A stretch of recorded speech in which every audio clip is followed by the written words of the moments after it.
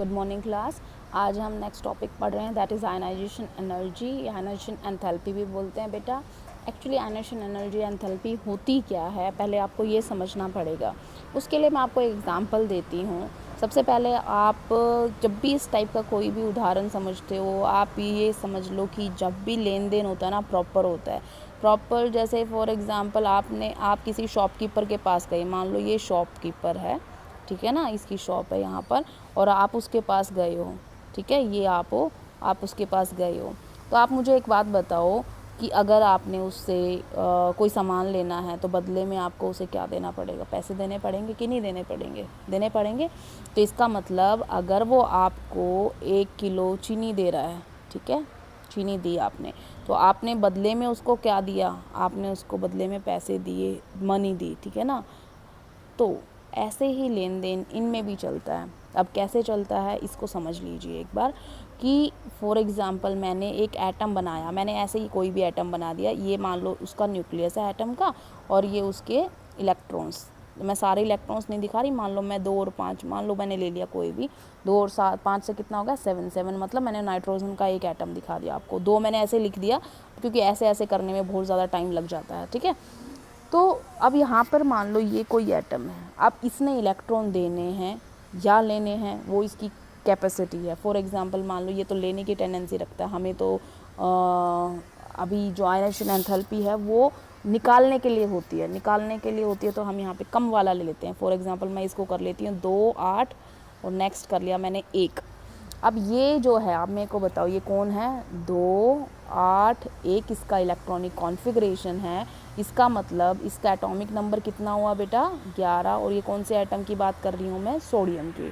तो इसका मतलब जो हुआ, एटॉमिक नंबर और नंबर ऑफ़ इलेक्ट्रॉन्स बराबर होते हैं, ये आपको पता है। अब जो बाहर वाला जो ये 1 इलेक्ट्रॉन है, ये इसके पास एक्स्ट्रा है। अगर ये 1 इलेक्ट्रॉन चला जाए तो ये खुश है, क्योंकि इसका जो अगला शेल है वो कम्प्लीटली फिल्ड है, ठीक है ना। तो क्या करेंगे, क्या होगा उसके अंदर? ये अपना 1 इलेक्ट्रॉन देने में खुश है।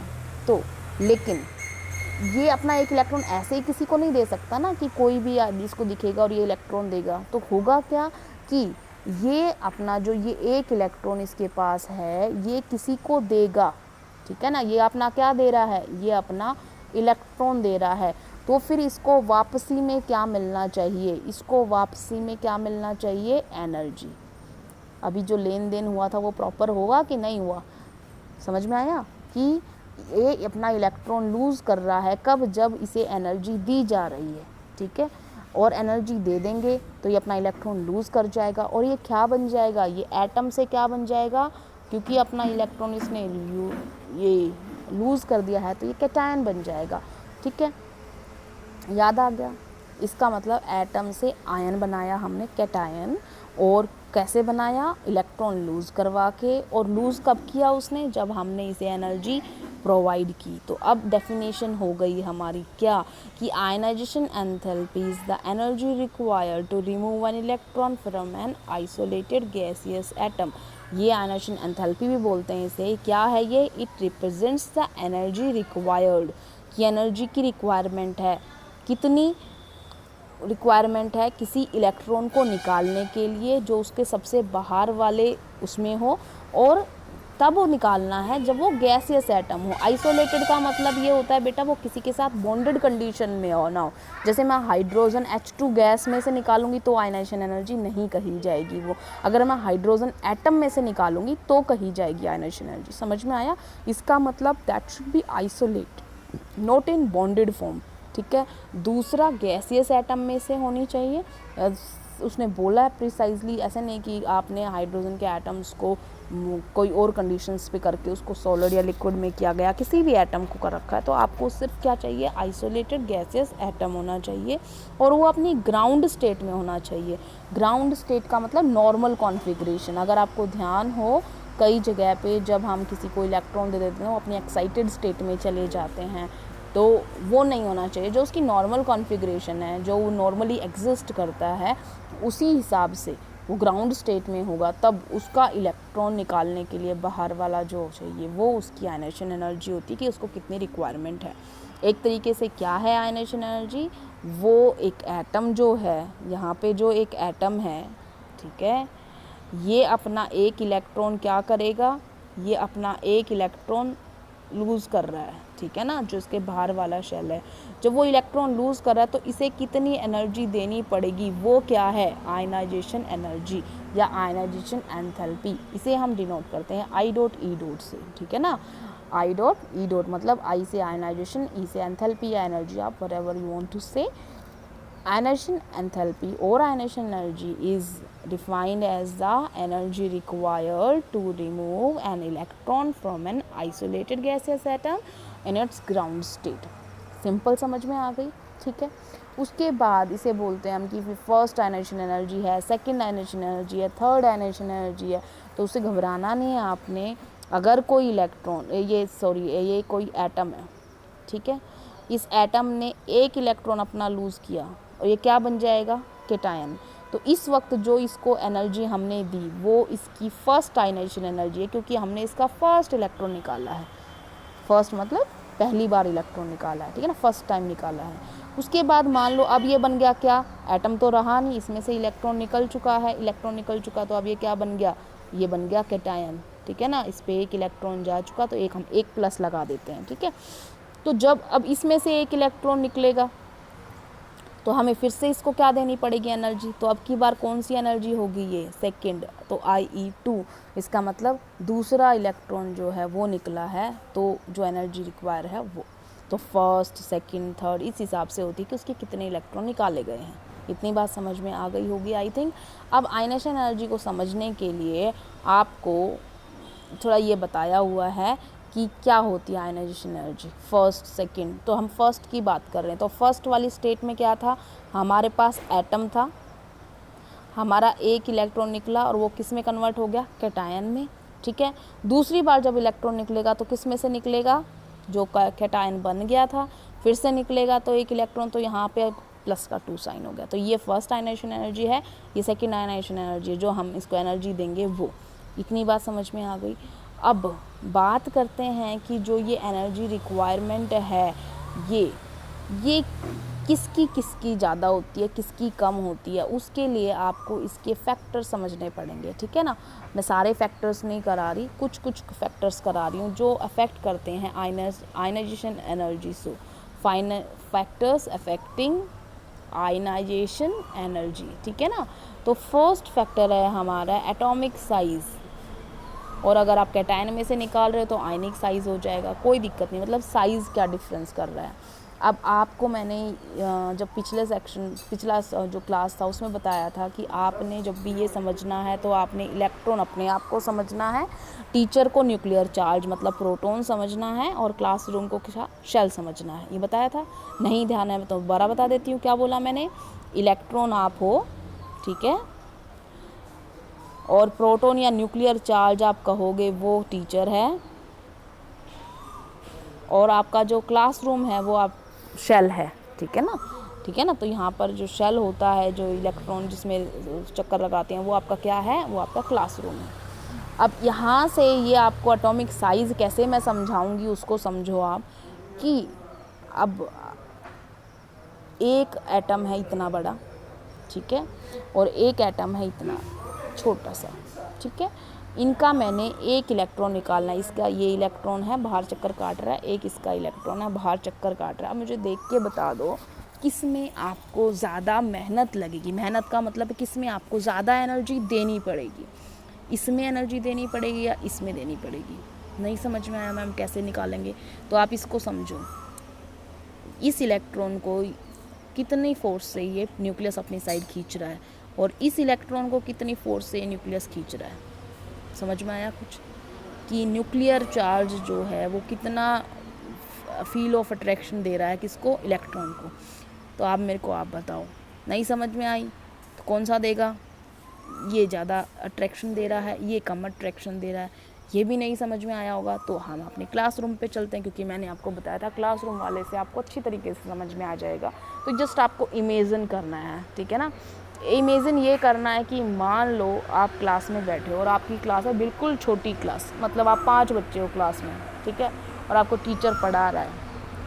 क्या हर बच्चे पे टीचर की नज़र होगी कि नहीं होगी, होगी ऑफ कोर्स। तो वो क्लासरूम कौन सा है, ये वाला, ठीक है। और एक है 500 बच्चों की क्लास और टीचर पढ़ा रहा है, क्या उस लास्ट बच्चे पे उस टीचर की नज़र होगी? नहीं होगी, क्योंकि क्लासरूम का साइज़ बड़ा है और वो जो बच्चा है स्ट्रेंथ जो है वो बहुत ज़्यादा है। लास्ट वाला बच्चा तो दिखाई ही नहीं देगा, तो वो एक तरीके से टीचर की नज़र जो है उस बच्चे पे पड़ेगी ही नहीं। तो इसका मतलब क्या हुआ, किस का इलेक्ट्रॉन आसानी से बाहर निकल सकता है। अब आप बताओ कौन सा बच्चा जल्दी क्लासरूम छोड़ के जा सकता है? अगर उसको जाना हो क्लासरूम छोड़ के, उसको कोई पानी पीने जाना है या पूछ के नहीं जाना, लेकिन ठीक है ये ध्यान रखना, उसे पूछ के नहीं जाना टीचर से, विदाउट आस्किंग उसे बाहर जाना है। पीछे गेट है या खिड़की है जो भी है, 2 दरवाजे हैं क्लासरूम, एक टीचर की साइड है एक पीछे की साइड है, कौन से वाले में वो आसानी से जा सकता है? जहाँ 5 बैठे थे उसमें या जहाँ 500 बैठे हैं उसमें? आप किसका आंसर दोगे कि मैडम इसमें आसानी से चला जाएगा? आसानी से चला जाएगा, इसका मतलब उसे ज़्यादा मेहनत नहीं करनी पड़ेगी। इसका मतलब क्या हुआ कि साइज़ जितना ज़्यादा बड़ा होता जाएगा, इलेक्ट्रॉन निकालना उतना ही आसान होता जाएगा। तो जो उसको एनर्जी लेनी है वो उसे बहुत कम लेनी पड़ेगी, ठीक है ना, क्योंकि वो तो चाह ही रहा है ना कि इलेक्ट्रॉन चला जाए, ठीक है। वो एटम जो है क्योंकि उसका साइज़ बड़ा है, इसको अट्रैक्शन नहीं दे रहा, वो फील नहीं कर रहा ज़्यादा, तो इसको हम इजीली रिमूव कर सकते हैं। तो इस वाले में लेस आयनाइजेशन एनर्जी लगेगी, इस वाले को निकालने के लिए मोर आयनाइजेशन एनर्जी लगेगी, ठीक है ना। तो अगर आपका कोई दोस्त बाहर खड़ा है और आपको उसको मिलना है तो आपको इस वाले में बहुत ज़्यादा मेहनत करनी पड़ेगी, इस वाले में कम मेहनत करनी पड़ेगी। समझ में आ गया? तो इसका मतलब आयनाइजेशन एनर्जी किससे रिलेटेड है? साइज़ से। और कैसे रिलेटेड है? साइज़ छोटा है, आयनाइजेशन एनर्जी ज़्यादा है, साइज़ बड़ा है, आयनाइजेशन एनर्जी कम है। इसका मतलब जो हमारा पहला फैक्टर हुआ वो क्या हुआ कि ionization energy is inversely proportional to atomic size. इसका मतलब larger will be the size, less will be the ionization energy। इसका मतलब एटॉमिक साइज़ जितना ज़्यादा होगा आयनाइजेशन एनर्जी उतनी ही कम होगी। और आयनाइजेशन एनर्जी जितनी आपको मान लो किसी की इसका साइज़ छोटा हो गया तो ये उसका उल्टा है ना, इन्वर्सली प्रोपोर्शनल का मतलब क्या होता है? उल्टा।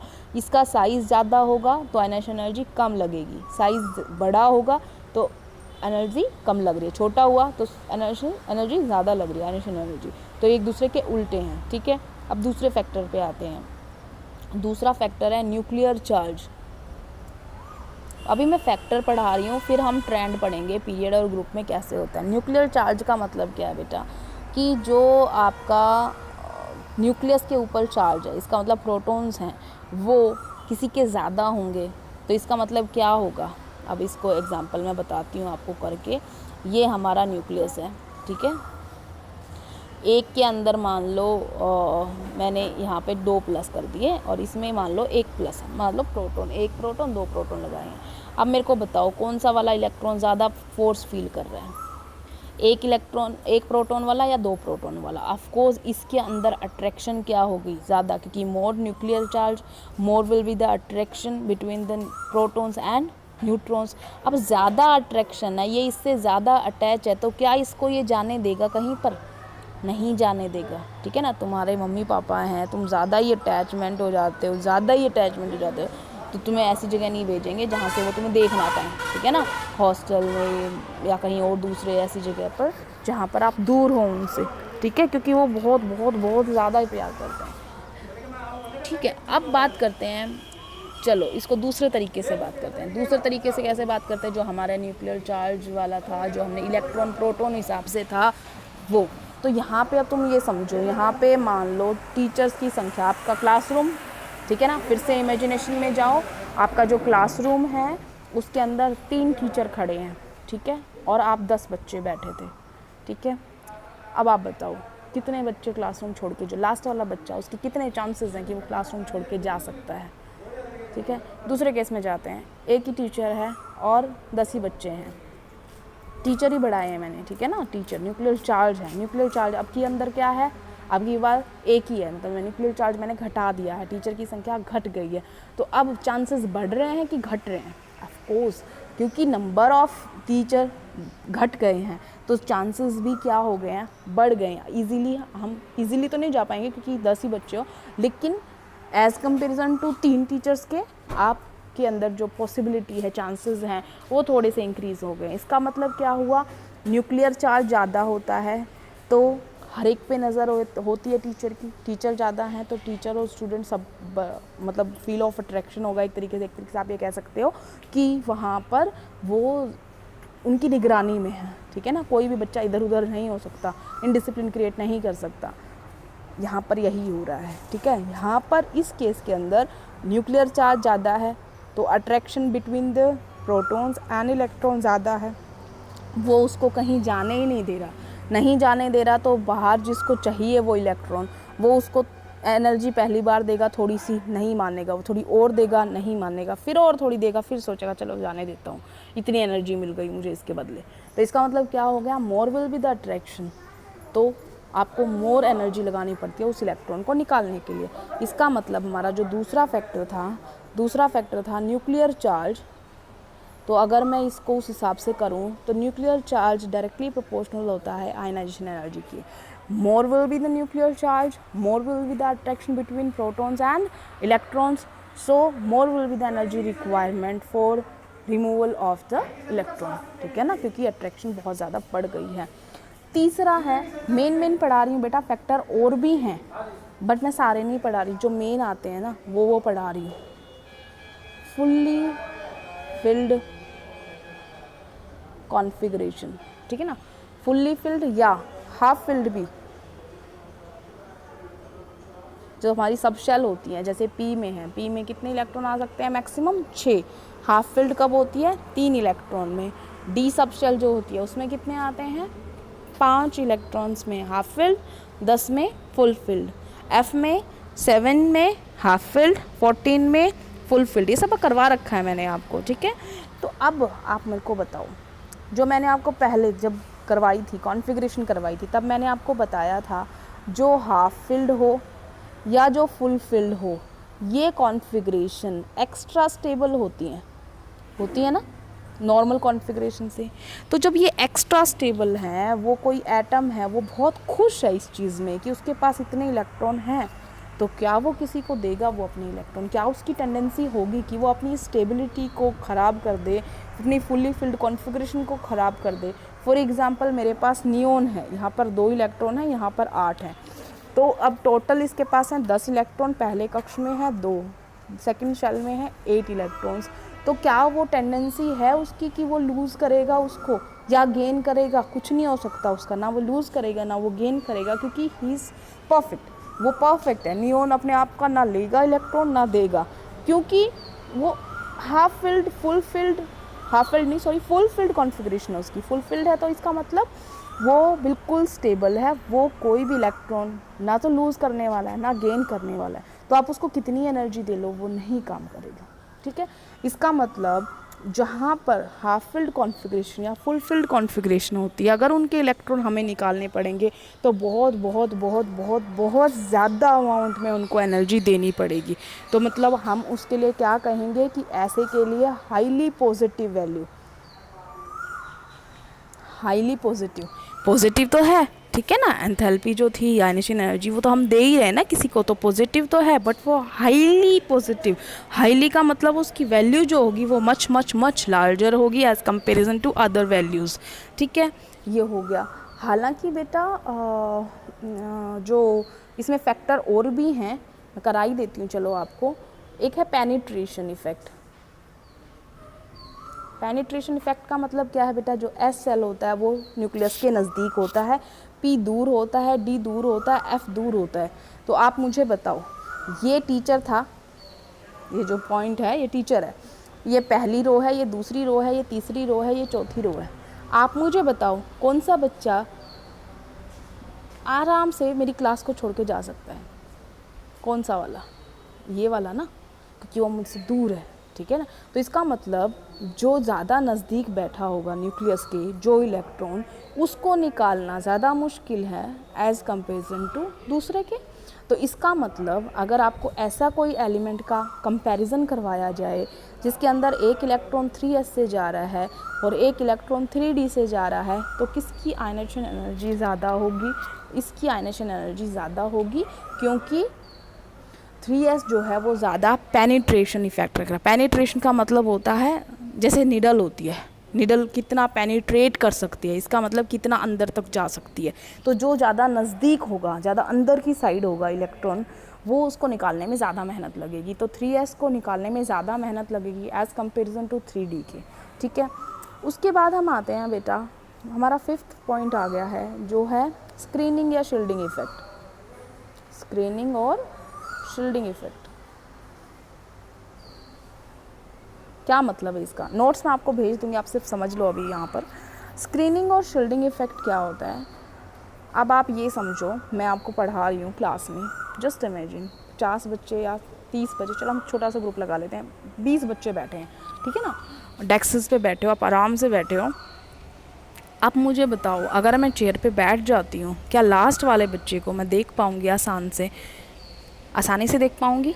नहीं देख पाऊँगी। क्यों नहीं देख पाऊँगी? क्योंकि आप लोगों ने उसे ढक लिया है, स्क्रीनिंग की है, आप लोगों ने शील्ड किया उसे, इसका मतलब आप लोगों ने बचा लिया है उसे देखने से। क्यों? क्योंकि आप लोग बीच में आ गए हो। दैट इज़ स्क्रीनिंग और शील्डिंग इफेक्ट। इसका मतलब कोई ऐसी चीज़ आ जाए बीच में जिसकी वजह से जो लास्ट वाला जो है इलेक्ट्रॉन, या जो स्टूडेंट बोल रहे थे हम, तो वो उसका जो कट हो गया एक तरीके से, बीच में रिश्ता जो देख ही नहीं पा रहे, ठीक है। हुआ क्या है, अब ये समझो क्या कह रही हूँ मैं यहाँ पर।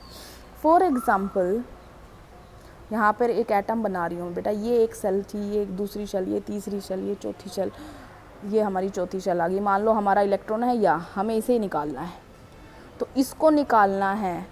तो अब ये इतनी शेल बीच में आई है, इन्होंने इसको क्या किया है, इस न्यूक्लियस से दूर कर रखा है। इससे क्यों दूर कर रखा है? क्योंकि ये बीच में बैठे हैं। इन बीच में बैठने वालों की वजह से इन दोनों के बीच में अट्रैक्शन क्या हो गई, कम हो गई। और जितनी ज़्यादा अट्रैक्शन कम होगी उतना ज़्यादा क्या होगा, उनके बीच में दूरी पैदा हो जाएगी, वो दूर होने लग जाएंगे। तो आयनाइजेशन एनर्जी क्या लगेगी, हमें थोड़ी सी लगेगी उनको सेपरेट करने में, क्योंकि इनके बीच में अब फोर्सेस ऑफ अट्रैक्शन क्या है, कम है। क्योंकि शील्डिंग, बीच में जो सेल्स आ गई हैं उसकी वजह से शील्डिंग इफेक्ट बढ़ गया है।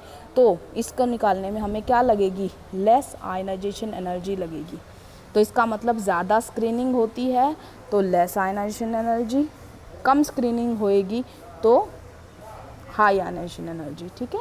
तो इसका मतलब हमारे जो 5th है, अगर हम स्क्रीनिंग इफ़ेक्ट करें तो स्क्रीनिंग अगर बहुत अच्छी है, स्क्रीनिंग मोर है, तो आयनाइजेशन एनर्जी क्या होगी, कम होगी। तो ये दोनों एक दूसरे के क्या हैं, इन्वर्सली प्रोपोर्शनल है।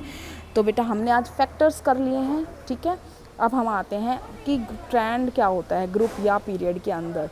फॉर एग्ज़ाम्पल अभी यहाँ पे आप देख पा रहे हैं अगर, तो यहाँ पे ये जो वैल्यू है, पहले तो आप इसे समझने की कोशिश करो, ग्राफ कैसे प्लॉट किया गया है। Z क्या है, एटॉमिक नंबर। एटॉमिक नंबर क्या होता है आपको पता है, जितना नंबर ऑफ प्रोटॉन्स या इलेक्ट्रॉन्स होते हैं किसी में। और ये डेल्टा H मतलब आयनाइजेशन एनर्जी की वैल्यू यहाँ पे दी गई है। आयनाइजेशन एनर्जी की वैल्यू जो होती है, इसीलिए हमने आयनाइजेशन एंथैल्पी बोला था। जो एंथैल्पी होते हैं ना उसको H से डिनोट करते हैं बेटा, ठीक है। तो यहाँ पर ये वैल्यूज़ दी गई हैं। तो यहाँ पर ये लिथियम, बेरिलियम, बोरोन, नाइट्रोजन, इसका मतलब ये यहाँ पर किस चीज़ की बात कर रहा है, ये पीरियड में जा रहा है। अब पीरियड में जब जाते हैं, याद करो मेरे को, और याद करके बताना बेटा, एटॉमिक जो साइज़ होता है वो क्या होता है, घटता है या बढ़ता है? ध्यान करके बताना, रिकॉल करो जल्दी से। रिकॉल किया? क्या रिकॉल किया कि as we go from left to right in a period, atomic size decreases due to increase in effective nuclear charge। याद आ गया, ठीक है।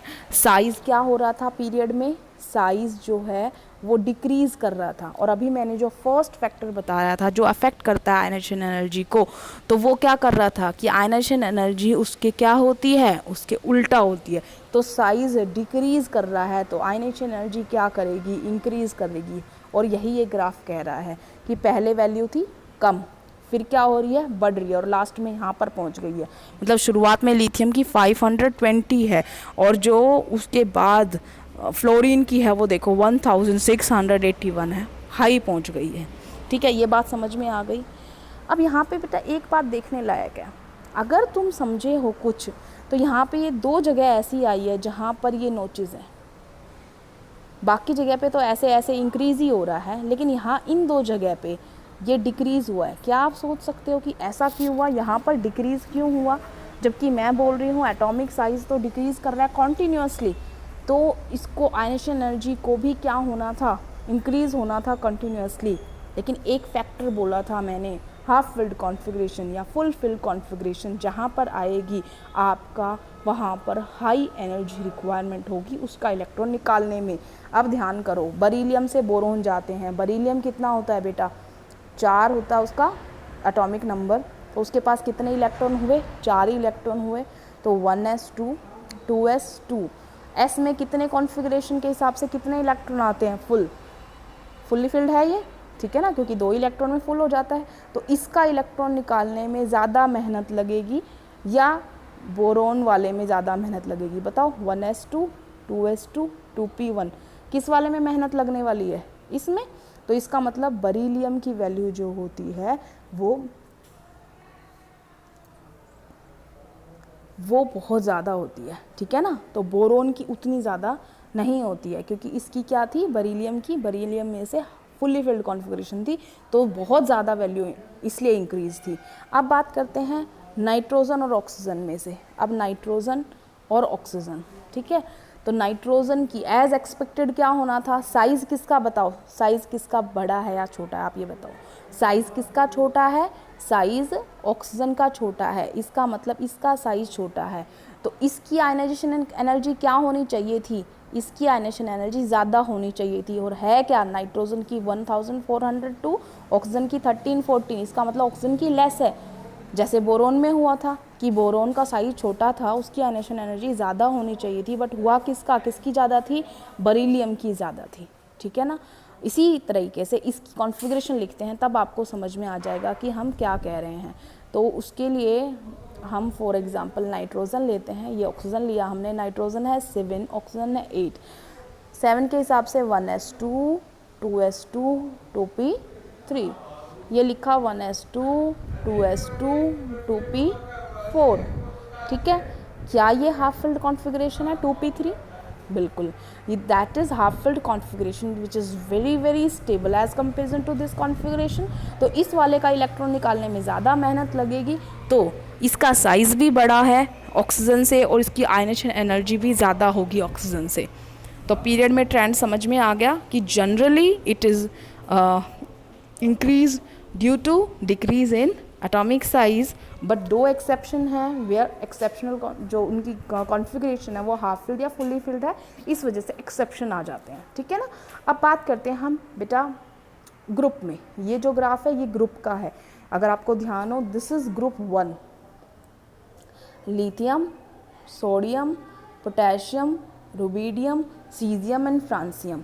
अब जब हम ग्रुप में जा रहे हैं नीचे की साइड, एटॉमिक साइज क्या होता है याद करो, when we go from top to bottom in a period, sorry in a group, top to bottom in a group, then atomic size क्या होता है, एटॉमिक साइज इंक्रीज़ करता है, क्योंकि नंबर ऑफ शेल क्या होते हैं, इंक्रीज़ करते हैं। ये चीज़ आप पढ़ चुके हो, नंबर ऑफ शेल इंक्रीज़ होते हैं, इस वजह से एटॉमिक साइज इंक्रीज़ होता है।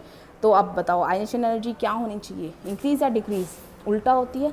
तो आयनेशन एनर्जी इसका उल्टा है, तो साइज़ लिथियम का सबसे छोटा होगा, तो आयनेशन एनर्जी सबसे ज़्यादा है। आप देखो कंटिन्यूसली डिक्रीज़ कर रही है कि नहीं, पहले 520, फिर 496, 400, 419, 403, 374, कंटिन्यूसली डिक्रीजिंग, ठीक है ना। तो रीज़न क्या आ गया, because as we go in a group from top to bottom atomic size increases, that is why जो आयनेशन एनर्जी है वो डिक्रीज़ करेगी कॉन्टीन्यूसली, इसमें कोई एक्सेप्शन नहीं है बेटा, पीरियड में होता है सिर्फ वो फुली फिल्ड कॉन्फ़िगरेशन, क्योंकि उनकी कॉन्फ़िगरेशन बदलती हैं, बट हम ग्रुप में जाते हैं तो उनकी कॉन्फ़िगरेशन सेम ही रहती है। जैसे अगर आपको मेरी बात नहीं समझ में आई हो तो आप ये समझो, लिथियम ये सोडियम का होता है 11, इसका होता है 3, इसकी कॉन्फ़िगरेशन लिखोगे आप 1s2 2s1, इसकी लिखोगे आप 1s2 2s2 2p6 3s1, ठीक है। ये जो कॉन्फ़िगरेशन आपकी लिखी है, इसमें भी s के अंदर एक इलेक्ट्रॉन है, इसके अंदर 2s के अंदर एक इलेक्ट्रॉन है, सेम कॉन्फ़िगरेशन है ना, सेम ही है s1, लेकिन इसके अंदर ज़्यादा शेल भरे हुए हैं, तो इसका साइज़ बड़ा है, साइज़ बड़ा तो आयनेशन एनर्जी कम। तो आज हमने आयनेशन एनर्जी बेटा कंप्लीट कर लिया है, और इस तरीके से हमारा जो पूरा हो गया है कंप्लीट की आयनेशन एनर्जी जो होती है वो कैसे बदलती है। अब एक क्वेश्चन है इसके अंदर, ये हम देख लेते हैं कि the first ionization enthalpy value of the third period element sodium, magnesium and silicon are respectively. Predict whether the first value for aluminum will be close to 575 or 760 per mole. Justify your answer. तो हमें ये देखना है कि इनमें से aluminium की किसके मैच करेगी। तो सिंपल सी बात है, हम पहले लिख लेते हैं सोडियम, मैग्नीशियम, एल्युमिनियम, सिलिकॉन। ठीक है, इसका होता है 11 कॉन्फ़िगरेशन, इसका 12, इसका 13, इसका 14। हम कॉन्फ़िगरेशन भी लिख लेते हैं कि कई बार कॉन्फ़िगरेशन से डिफरेंट आ जाता है। तो ये थे हमारी क्या बेटा, ये था S1 3S1, इसमें आएगी लास्ट वाली लिख रही हूँ बेटा, मैं सारी नहीं लिख रही। ठीक है, ये है 3S2, इसके अंदर आता है 3P1, इसके अंदर आएगा 3P2। ठीक है, लास्ट वाली लिखिए बस, इसके अंदर 3S2 3P1, इसके अंदर 3S2 3P2। ठीक है, अब हमने एक इलेक्ट्रॉन निकालना है इसके अंदर से, तो आप किसी में से भी निकाल दो। जैसे इसका है 496, ये वैल्यू दी गई है। मैग्नीशियम की है 737 इसकी, और इसकी है 760। ठीक है, तो अब क्या होनी चाहिए, किसके ज़्यादा नज़दीक होगी, 575 के या 760 के, तो वो हमने देखना है। तो अब आप सोचो थोड़ा सा, यहाँ पे देखो, हमें कंपैरिजन किसका करना है, इसके साथ करो और इसके साथ करो, बस बात ख़त्म। फिर साइज़ के हिसाब से तो एल्युमिनियम जो होता है मैग्नीशियम से छोटा होता है, तो एल्युमिनियम की जो आयनेशन एनर्जी होती है वो क्या होनी चाहिए, साइज़ छोटा है तो आयनेशन एनर्जी ज़्यादा होनी चाहिए, वन थिंग। ठीक है ना, लेकिन अभी रुक जाओ, यहाँ पे कौन सी कॉन्फ़िगरेशन है, 3S2, यहाँ पे कौन सी है 3P1। दो इफेक्ट काम कर रहे हैं यहाँ पे, कौन कौन से, एक तो बेटा ये इफेक्ट काम कर रहा है कि ये 3S2 है, कम्प्लीटली फिल्ड कॉन्फ़िगरेशन है, एस पूरा भरा हुआ है, तो इलेक्ट्रॉन निकालने में ज़्यादा मेहनत लगेगी। और दूसरा क्या है, दूसरा ये है कि S और P ज़्यादा पेनिट्रेशन इफेक्ट किसका है, S का, तो ज़्यादा नज़दीक है न्यूक्लियस के, तो इसके अंदर ज़्यादा एनर्जी लग रही है, इसके अंदर क्या लगेगी, कम लगेगी। तो कम लगेगी तो देखो उससे कम लगेगी, किससे कम लगेगी, इसका मतलब 737 था ना उसका, ये था मैग्नीशियम का 737, तो इससे तो कम लगने वाली है। तो इससे कम देखो आप, 575 है या 760 है, 575, तो हम इसके साथ जाएंगे।